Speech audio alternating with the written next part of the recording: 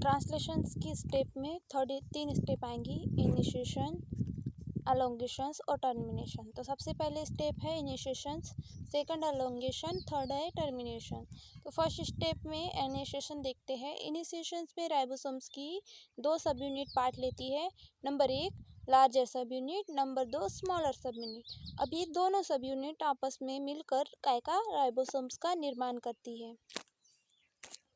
जो बड़ी वाली सब यूनिट होती है वह 50S से लार्जर सब यूनिट कहते हैं और छोटी वाली सब यूनिट 30S से स्मॉलर सब यूनिट कहते हैं। राइबोसोम का जो 70S है, राइबोसोम्स का जो 70S है वो 50S प्लस 30S मतलब लार्जर सब यूनिट प्लस स्मॉलर सब यूनिट मिलकर 70S राइबोसोम्स का निर्माण करती है। लार्जर सब यूनिट पर 3 साइट प्रेजेंट होती है। Number 1 E site, number 2 P site, number 3 A sites. E site को पॉलीपेप्टाइड साइट्स, ए साइट्स को एमिनो साइट्स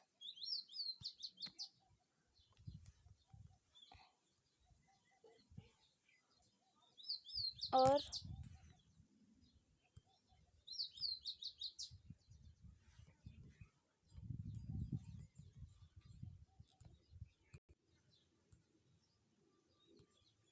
यहाँ जो 50S लार्जर सब यूनिट है, यहाँ तीन यूनिट वर्क करती है राइबोसोम्स पर।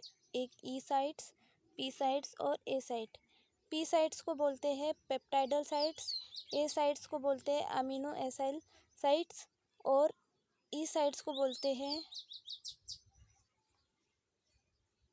Exit site. ई साइट को बोलते हैं एग्जिट साइट।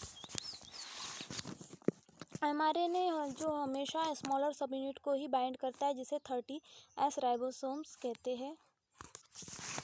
और 50S राइबोसोम हमारे tRNA को बाइंड करने के लिए साइट प्रोवाइड करता है।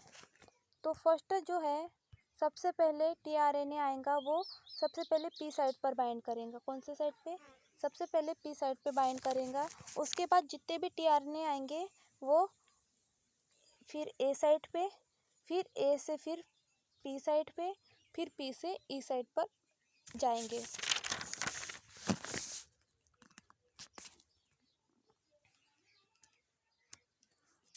स्टार्ट कोडॉन जो होता है वो होता है AUG होता है, जो यूकैरियोटिक ट्रांसलेशंस में ये मिथ्योनिन के लिए कोड करेगा और प्रोकैरियोटिक जो सेल्स है उसमें फॉर्मिन मिथ्योनिन के लिए ये कोड करेगा। अब दूसरी स्टेप है एलोंगेशंस। एलोंगेशंस में जितने भी tRNA है वो सब अमीनो एसिड को लाएंगे और कोड के हिसाब से कोडॉन और एंटीकोडॉन की पेयरिंग करेंगे और ये सारे अमीनो एसिड जुड़ते जाएंगे और फाइनली प्रोटीन सिंथेसिस होगा। फर्स्ट tRNA जो पी साइट पर बाइंड होगा वो पॉलीपेप्टाइड साइट्स कहलाएंगी। फर्स्ट tRNA जो पी साइट्स पे बाइंड होगा वो पॉलीपेप्टाइड सेल कहलाएंगी। सेकंड आएगा जो क्या होगा, सेकंड ए साइट पर बाइंड होगा, यहाँ सेकंड ए साइट पे बाइंड होगा। फिर टी वाला जो tRNA है वो ई पर चला जाता है और अब एमिनो एसिड को ए वाले tRNA को देकर चला जाता है।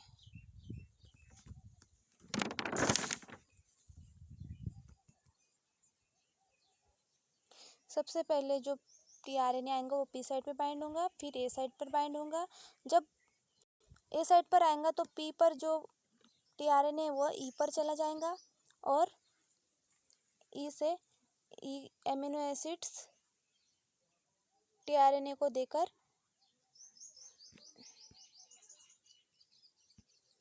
चले जाते हैं। मतलब जो पी वाला टीआरएनए है वह ई पर चला जाएगा और तब अपने अमीनो एसिड ए वाले को देकर टीआरएनए को देकर चला जाता है। दोनों अमीनो एसिड जुड़ते जाते हैं और क्या, इससे by the help of linkage, जिसे पॉलीपेप्टाइड या पेप्टाइड लिंकेज कहते हैं, और जोड़ने वाला जो एंजाइम्स होता है उसे पेप्टाइडल ट्रांसफरेज कहते हैं। इस प्रकार जितने भी टीआरएनए आएंगे वे अमीनो एसिड को लेकर पहले पी, फिर पी से ए। इस प्रकार जितने भी अमीनो एसिड आएंगे वो पहले जितने भी टीआरएनए आएंगे वो अमीनो एसिड को लेकर पहले पी पर, पी से ए पर और ए से ई पर, ए से पी पर, पी से ई पर साइट होंगे या शिफ्ट होंगे और सारे अमीनो एसिड नेक्स्ट आएगा टीआरएनए देकर चला जाएगा। एमआरएनए डीएनए का मैसेज कोड करता है। एमिनो एसिड एक दूसरे से जुड़ते चले जाते हैं और राइबोसोम शिफ्ट होते रहेगा। एंड पर लास्ट में स्टॉप कोडॉन के पास पहुंच जाता है। एमआरएनए हमेशा 5 प्राइम एंड पर यानी कि AUG जिसे स्टार्ट कोडॉन पर जुड़ेगा और 3 प्राइम एंड जहां पर स्टॉप कोडॉन या नॉनसेंस कोडॉन जुड़ेंगे। एमआरएनए लास्ट 3 कोडॉन पर पहुंच जाता है जिससे स्टॉप कोडॉन ये एलोंगेशंस के वक्त राइबोसोम्स मूव करता है और एमआरएनए के ऊपर जिसे ट्रांसलोकेशन कहते हैं।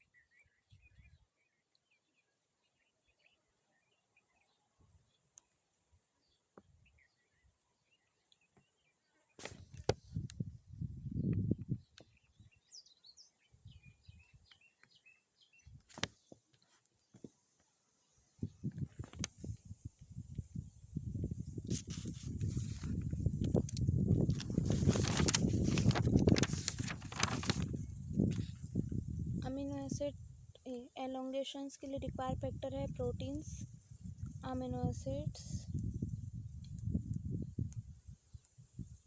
अब थर्ड स्टेप है टर्मिनेशंस। टर्मिनेशंस में 3 स्टॉप कोडॉन यानी कि नॉनसेंस कोडॉन होते हैं।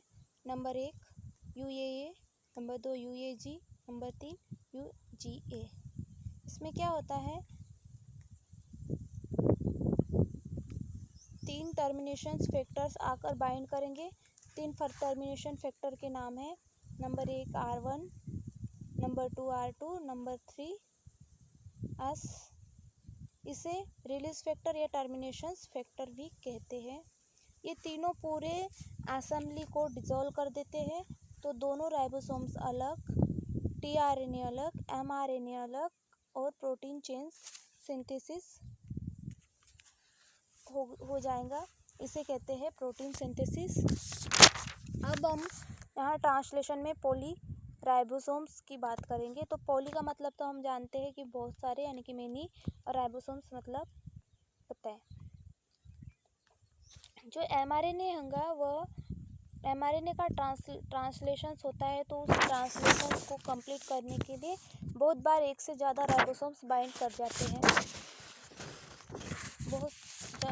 बहुत बार एक से ज़्यादा राइबोसोम्स बाइंड कर जाते हैं। इस प्रोसेस में जो पॉलीराइबोसोम, इस प्रोसेस को क्या कहेंगे, पॉलीराइबोसोम, क्योंकि एक राइबोसोम्स ट्रांसलेशंस करेगा तो टाइम ज़्यादा लगेगा। जब बहुत सारे राइबोसोम्स बाइंड करेंगे तो mRNA की टीआरएनए की एफिशिएंसी बढ़ जाती है, जिससे जितने बार जो भी राइबोसोम्स ट्रांसलेशन करेगा वो हमेशा एक ही प्रकार के अमीनो एसिड को कोड करेगा, क्योंकि mRNA सेम तो कोड सेम, और कोड सेम तो डिकोड भी सेम होगा, और सारे अमीनो एसिड जो जुड़ेंगे वो भी सेम होंगे।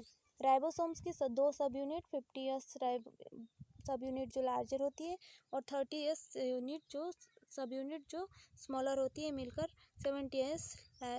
70s राइबोसोम्स का निर्माण करते हैं, जिसमें 50s राइबोसोम्स में 35% प्रोटीन और 65% आरएनए प्रेजेंट होता है।